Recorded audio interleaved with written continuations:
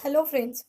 आज के वीडियो में हम बात करेंगे इंडियन सिटीजनशिप के बारे में और जो लार्जेस्ट माइग्रेशन देखने को मिला है उसके बारे में।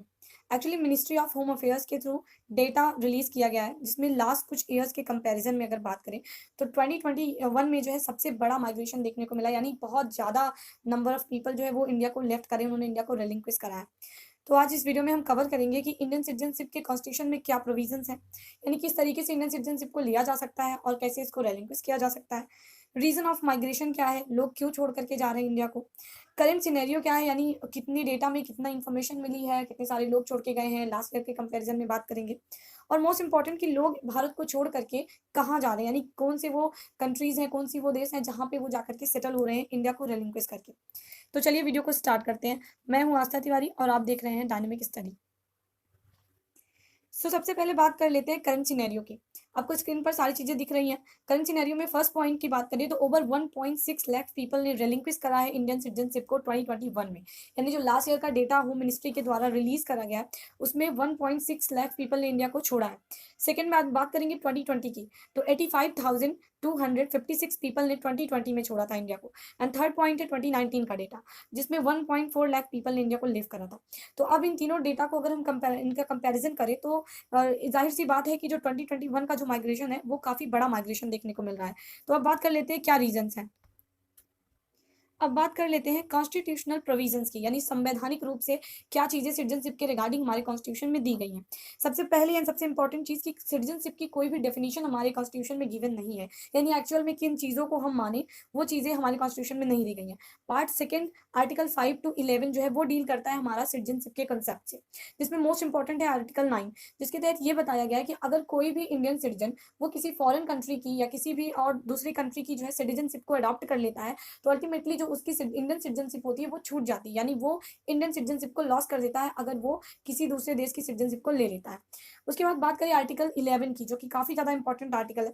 आर्टिकल 11 के तहत ये कि पार्लियामेंट के पास राइट है कि वो इन आर्टिकल्स को इन डेटास को जो भी ये दिए गए हैं या फिर इनके रिगार्डिंग जो सिटीजनशिप के रिगार्डिंग जो लॉज है उनको जो है अमेंड कर सकती है, नए लॉज बना सकती है अकॉर्डिंग टू सर्कमस्टांसेस।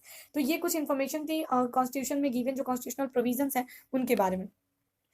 अब जानते हैं कि इंडिया को रिलिंक्विश करने के रीजंस क्या है, यानी क्यों इतने सारे इंडियंस जो है वो इंडियन सिटीजनशिप को छोड़ दे रहे हैं और फॉरेन सिटीजनशिप को अडॉप्ट कर ले रहे हैं। तो आपको स्क्रीन पर दिखा वाई माइग्रेशन, यानी क्या कारण है। First reason would be better living condition, यानी लोग जो है वो अपनी स्टैंडर्ड ऑफ लिविंग को ज्यादा बेटर करना चाहते हैं दैन इंडिया में उन्हें शायद ऐसा एक्सपेक्ट करा जा रहा है कि इंडिया में वो उन्हें कंडीशन नहीं मिल रही होंगी जिसकी वजह से वो जो है बेटर लिविंग कंडीशन के लिए फॉरेन कंट्रीज में माइग्रेट कर रहे हैं। Second reason job opportunities, brain drain के बारे में आपने सुना होगा। बहुत सारे ऐसे डॉक्टर्स हैं, बहुत सारे ऐसे इंजीनियर्स हैं, बहुत सारी ऐसी प्रोफेशनल क्लासेस हैं इंडिया की जो पढ़ते तो इंडिया में हैं और उनको सारी अपॉर्चुनिटी यानी सब कुछ इंडिया से वो लेते हैं, बट जब फाइनली वो प्रोफेशनल बन जाते हैं यानी जब उनको उस तरीके की जॉब मिल जाती है तो वो इंडिया को लेफ्ट कर देते हैं और फॉरेन कंट्रीज में चले जाते हैं। एक रीजन है ज़्यादा अच्छी अपॉर्चुनिटीज मिलना मिलना अच्छा इंफ्रास्ट्रक्चर मिलना और अच्छी पेमेंट मिलना, यानी सैलरी काफ़ी ज़्यादा अच्छी मिलती है in comparison to India, that is why they migrated. Third reason है आपका climate change and disaster. Climate change and disaster जो है सबसे प्रोमिनेंट कारण माना जाता है क्योंकि सी लेवल, बहुत सारी ऐसी कंट्रीज हैं जो सी के साइड में होती हैं, बट इंडिया की स्पेशली बात करें तो सी लेवल का राइज होना, फ्लड आना, डिजास्टर होना, ये सब मेन रीजंस होते हैं जिसकी वजह से लोग जो है वो अपनी सिक्योरिटी के लिए, अपनी फैमिली की सिक्योरिटी के लिए वो जो है दूसरी कंट्रीज में चले जाते हैं। गोल्डन वीजा पॉलिसी की बात कर लेते हैं जो कि फोर्थ बहुत ज़्यादा इंपॉर्टेंट कंसेप्ट है।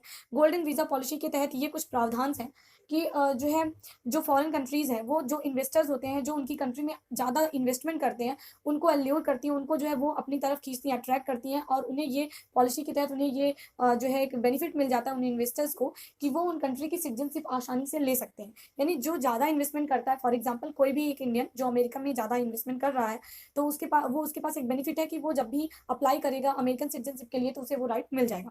फिफ्थ है हमारा डुअल सिटीजनशिप प्रोहिबिशन, यानी इंडिया में डुअल सिटीजनशिप को प्रोहिबिट करा गया। इंडिया में हमारे कॉन्स्टिट्यूशन में जो है दोहरी नागरिकता को जो है नकारा गया, यानी दोहरी नागरिकता को अडॉप्ट नहीं किया गया है, जिसका ये मतलब होता है कि एक सिंगल पर्सन जो है वो तो अदर कंट्रीज की सिटीजनशिप को ले सकता है, यानी एक ऐसा बंदा वो अमेरिका का भी सिटीजन हो सकता है और ब्रिटेन का भी सिटीजन हो सकता है, जो कि डुअल सिटीजनशिप का कॉन्सेप्ट कहलाती है। बात करें इंडिया में सिंगल सिटीजनशिप है जिसकी वजह से अगर कोई भी व्यक्ति, मैंने आपको बताया आर्टिकल 9 के तहत ये प्रावधान है कि अगर कोई भी व्यक्ति फॉरेन कंट्री की नागरिकता को लेता है तो इंडियन जो सिटीजनशिप है उसकी वो ऑलरेडी चली जाएगी। तो ये कुछ चीज़ें थी रिगार्डिंग माइग्रेशन को लेकर के। अब जानते हैं कि लोग भारत छोड़ कर के किन देशों में जा रहे हैं। So finally where do people go, यानी लोग कहाँ जा रहे हैं? तो सबसे पहले आप देखेंगे कि यूएसए सबसे ज़्यादा जो रजिस्टर करा गया है लोगों का पलायन और कहाँ पे लोग सेटल हो रहे हैं, तो वो यूएसए यानी यूनाइटेड स्टेट्स ऑफ अमेरिका। लोग यूएसए में जाकर के सेटल हो रहे हैं। सेकंड है यूके यानी United kingdom which is also known as the Britain, Australia, Canada, Italy. तो एक नोटिसेबल चीज़ यहाँ पे ये है कि ये सारी कंट्रीज़ डेवलप्ड हैं। इनके इंफ्रास्ट्रक्चर बहुत अच्छे हैं। ये हाइली डेवलप्ड है in term of technology, in term of infrastructure, in term of health facilities, in term of job opportunities.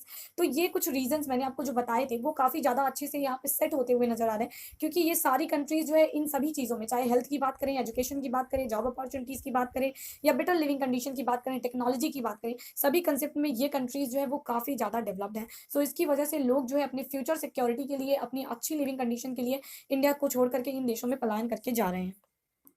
So finally ये थी कुछ इन्फॉर्मेशन रिगार्डिंग सिटीजनशिप। मैंने आपको बताया क्या क्या रीजंस रहे जिसकी वजह से लोगों ने भारत को छोड़ा और कहाँ लोग जा करके सेटल हो रहे हैं, कॉन्स्टिट्यूशनल प्रोविजंस क्या हैं, और मोर इम्पोर्टेंटली अगर आप सिटीजनशिप को ज़्यादा डीप में पढ़ना चाहते हो तो प्लीज़ कमेंट सेक्शन में बताइएगा। I will make another video and काफ़ी अच्छे तरीके से हम उसमें एक्सप्लेन करेंगे कि क्या क्या चीज़ें जो है इसके रिगार्डिंग इंपॉर्टेंट है, सिटीजनशिप कैसे ली जा सकती है और किस तरीके से इंडियन सिटीजनशिप को या किसी भी कंट्री की सिटीजनशिप को जो है वो लॉस किया जा सकता है। तो ये थी पूरी वीडियो ओवर द सिटीजनशिप। तो अगर आपको वीडियो अच्छी लगी तो वीडियो को लाइक, शेयर एंड सब्सक्राइब करना मत भूलिएगा। Thank you so much.